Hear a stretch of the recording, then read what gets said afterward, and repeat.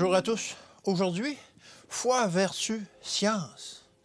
Comme sa divine puissance nous a donné tout ce qui contribue à la vie et à la piété, au moyen de la connaissance de celui qui nous a appelés par sa propre gloire et par sa vertu. 2 Pierre 1, verset 3. Après avoir reçu la loi de l'Évangile, nous devons nous efforcer, en premier lieu, de joindre à la vertu les principes de pureté, nettoyant ainsi notre cœur et notre esprit en vue de la réception de la vraie connaissance. L'apôtre nous a présenté l'importance d'une progression continue dans la vie chrétienne. Notre manque de connaissance spirituelle est sans excuse. La foi constitue le premier degré de l'échelle du perfectionnement. Sans la foi, il n'est pas possible de plaire à Dieu. Mais nombreux sont les croyants qui s'arrêtent à cet échelon et qui ne montent jamais plus haut. Ils pensent que lorsqu'ils ont professé le nom du Christ et que leur nom est inscrit dans les registres de l'Église, ils n'ont plus rien à faire. La foi est indispensable, mais la parole inspirée déclare « Joignez à votre foi la vertu ».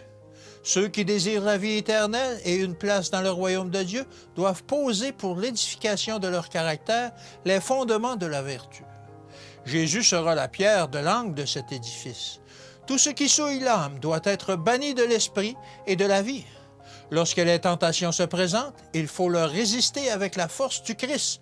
Nous devons cultiver dans nos caractères la vertu de l'agneau sans tache, jusqu'à ce que notre âme puisse atteindre la pureté.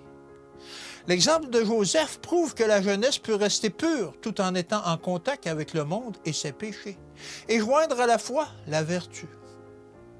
Chaque instant de notre vie est une réalité intense, lourde de responsabilités solennelles.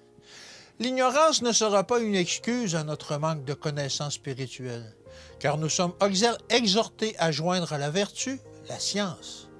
Les pécheurs ignorants devinrent des hommes capables et cultivés, et les leçons qu'ils eurent le privilège d'apprendre sont écrites pour nous servir d'exemple et d'avertissement.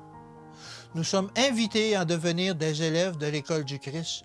Nous avons besoin d'acquérir toute la science possible. Que Dieu vous bénisse et qu'il vous garde, et à demain.